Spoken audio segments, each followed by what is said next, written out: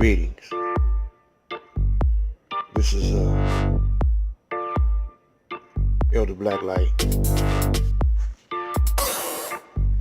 your motivator, your Supreme Conscious Council of the Elders. First thing I'm going to do on this video is explain to you I'm 72 years old. I'm retired. You know, I work every now and then. But I'm able to stay around the house, work on the house, work on my gardening, my little farming in my backyard, raising my grandchildren. Usually, nowadays, the grandmama is the prime raiser of the grandchildren and the children and the great grandchildren. But in my case, it's both me and my wife. Shit, I think we've been hooked up for about going on 50 years almost, you know.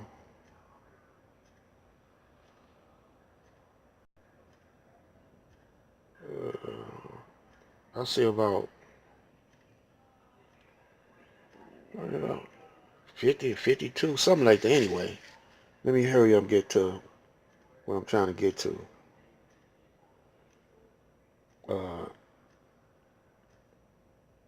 I'm just trying to get next to you. I don't need no cash. You know, I just need your attention and your reasoning power. Now, if you think about every time a black man or a group of black people get in a position where, in the position like Rosewood, Black Wall Street, in the financial position where they have great financial power, something always happens. And even with the Nation of Islam, they waited till the Honorable Elijah Muhammad was dead, made his transition. People don't want to use that word dead, but when he used made his transition, peace and blessings be upon him. They got to his son. See, they've been working on his son for a long time. He just been overnight thing, like they've been working on Malcolm for a long time. They got a tape out on YouTube where it was secretly recording of the FBI trying to persuade Malcolm X to betray the Honorable Elijah Muhammad. But he didn't portray him right then and there. And see, the FBI, you know, they know how to profile, and they get into the psychological mind. They psychologically profile the mind of brothers and sisters. And they go after their weak spot. That's like Jesus when he encountered the devil after fasting 40 days and 40 nights. The devil thought he could get to Jesus, but he couldn't do it. But in Malcolm's case, they got to him. Whether or not you know, the evidence speaks for itself. In other words, if Malcolm was upset with the Honorable Elijah Muhammad, and he knew that the devil was the devil, evidently he didn't believe it, he wouldn't have went to the devil. to complain about the Honorable Elijah Muhammad. Now, he would have probably, you know, just left. Just like Clarence 13X, he didn't go to the devil. He might have been upset with one of the brothers in FOI, but he didn't go to the devil. He just took his knowledge and went to the streets, you know, and raised up the hardest brothers into the knowledge itself. See,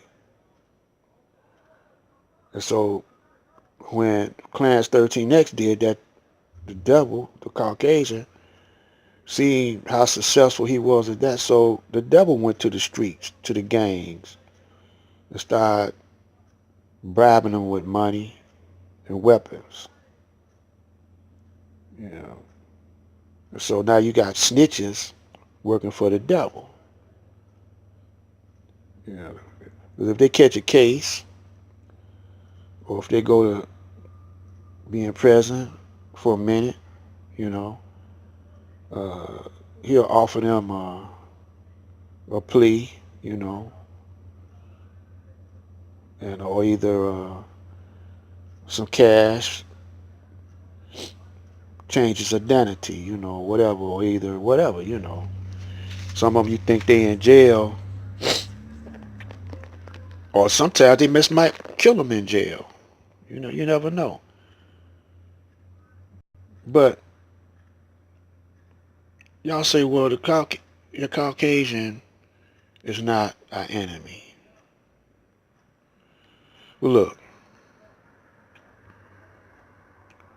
I'm not talking about the everyday Caucasian working alongside of you, or the one that bag your groceries, or the one that uh, uh, work in the factories with you. I'm not talking about that one. The one that I'm talking about, you'll never get to. You don't get close to them. Their own people don't even get close to them. They the hidden hand. They throw the rock and hide the hand. And see, the one difference that the average Caucasian got over you is that he know definitely that a black man is his enemy by his color, so-called color. Yeah, by his hue. He know that. Because when you get a real light skin brother, you know, they can't tell if he you know is with them, or if he uh if he black or white, but they assume that he white or want to be white.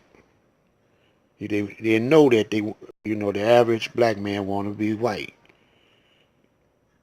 Well, here you got one that can pass for white,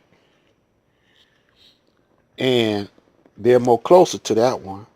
They feel more comfortable around them. But when you get that dark skin brother, they know it's got to be a manipulation of the mind, in order for them to feel comfortable around him. But you know what? They don't like him at all. They hate him worse than they do a brother that they know is against them. When they see a black man, a jet black man wanting to be with them and like them and love them more than his own people, they know he a traitor, and they hate traitors and they hate snitches. But they use snitches with their dollar bill to sabotage a brother or any organization that's a threat to them. Now this is strategy. Remember the spook who sat by the door? They had a brother Willie. Brother Willie was a real light-skinned brother that pulled off a bank robbery. Him and some more light-skinned brothers, and they got away with it because the strategy was carefully strategized and planned. The getaway was carefully strategized and planned. And the white people thought that white men pulled off the robbery because they know the profile of the average black man, that he don't have the guts and he don't have the mind to get away with a robbery like that. So here comes Master Farad Muhammad, a light-skinned brother. That's difference is he Allah in the person of Master Farad Muhammad, and he comes like that, you know, because they're expecting the black man to come with white woolly hair. You know, they're expecting that, you know. But here comes a light-skinned brother. He goes straight to the ghetto, pulls up in Detroit. Now look, he pulls up the black man. He raises the black man up, saying that the white man is the devil. The white man didn't have no counter for that, except to come and get to the weak brothers and sisters that really didn't believe or really, you know, wasn't made out of material, you know. And so they get to the weak ones, the under ones. So Master Farad had to find somebody, or he knew of someone that wasn't weak.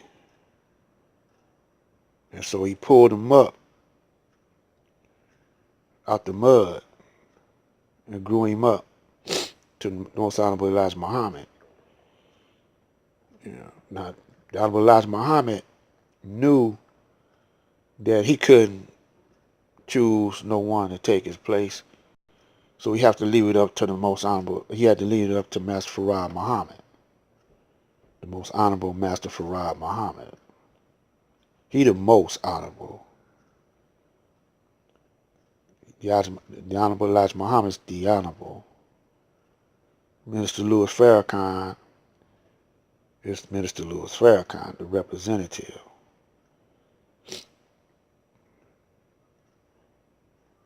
So all you brothers out there now pretending to play like y'all are Muslims or FOIs or whatever, keep listening to my videos. It's a Black Light.